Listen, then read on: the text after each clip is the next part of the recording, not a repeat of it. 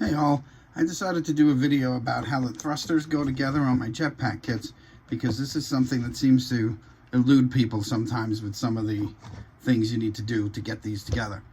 So, first, the easy part. These two halves just get glued together like this. I'm sure you know that, but I want to be thorough. So these will just get glued together like this.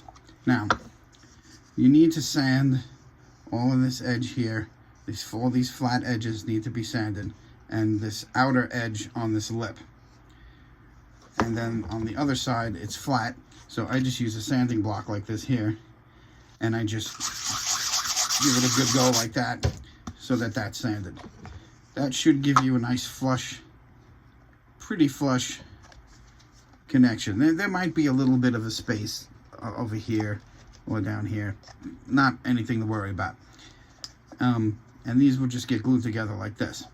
Once you glue these together, it will be like this, and you need to sand it. So I sanded with 50 grit on all the edges where any of the imperfections are from the edges of the casting. You don't have to go too crazy on this part because this will be hidden inside the cone, but I do all these edges like that, and then I use a 150 grit to sand the entire thing. That is so that the paint will take to it and you won't have to worry about the paint flaking off, and it should give it good tooth to bite. You don't really have to worry about sanding inside here because really you won't have any contact with that. Like, very little contact will happen with anything getting in that little area. So usually that's fine. I never bother to sand in there. Haven't had any issues. On the circles on the side here, where the arm and then the greebly will go, sometimes there's a little bit of crud on the edges from the mold, because it's a small edge, and that's like the first place that will start to go on the mold. So you'll start to get little bit of crud there. If you have one that has that, I have a cutting wheel that's worn out, so it's smaller than the size it should be on my Dremel. And before you glue the two halves together, you can basically just put this in. I will show you with the other half here.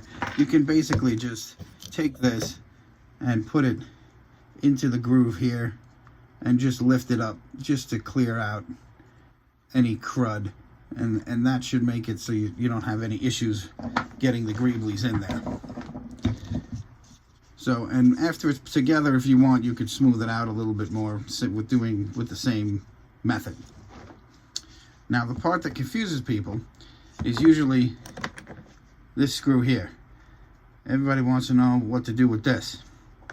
Well, the arm, make sure you drill the hole through. So you see the hole drilled through there. That has to be drilled through. I usually do not do that. I don't have the time. But that needs to be drilled through so that the screw will just drop in like that. And you can see it sticking out on the end. It should go all the way in. Reason for that is because when you put this screw in to secure this to here, which is what that screw is for, it won't grab onto this and then pull it back out, because that will happen if you don't drill this through. But normally I will glue this on first.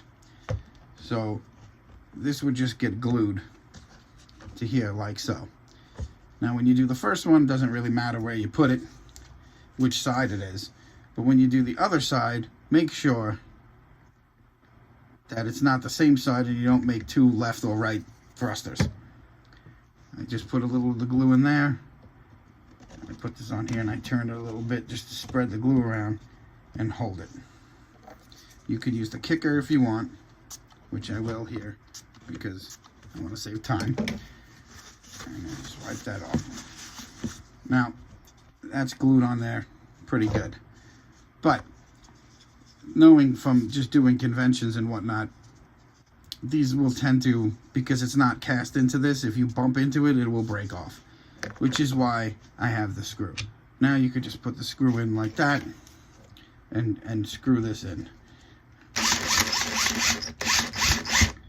Just like that. You don't have to go crazy. You don't want to strip it out. But then that screw goes in there like that. Now this arm is not going to come off. The other screw will get glued into here this way. So it's this screw goes in head first like that.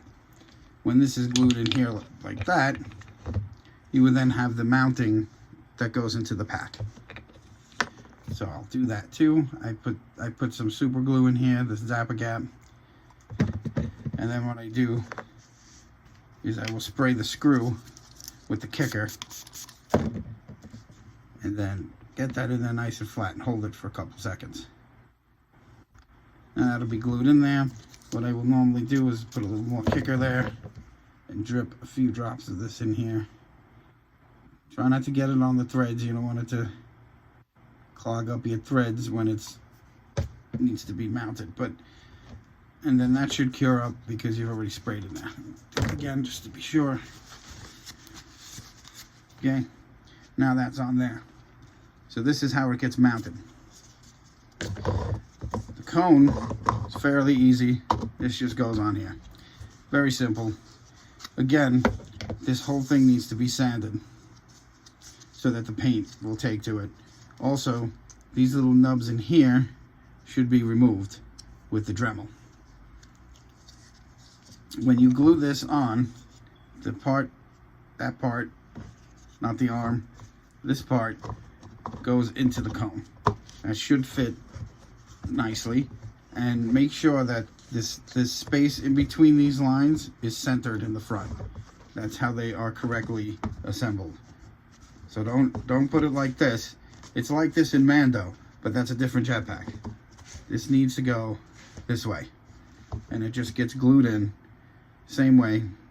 The Zappa Gap, I use the same thing. All these seams, you should probably fill them. I fill them with USC icing, it's called. It's basically like, kind of like the Bondo, but it's the Bondo Spot Putty. But it's a two-part mix similar to regular Bondo, but very thin. And I usually would just put it on with my finger just to get it into the little grooves. And then you sand it all down. I also put it on the edges here. If there's any imperfections on the cone, sometimes the cone has a little bit of imperfection on the bottom, you could do it there.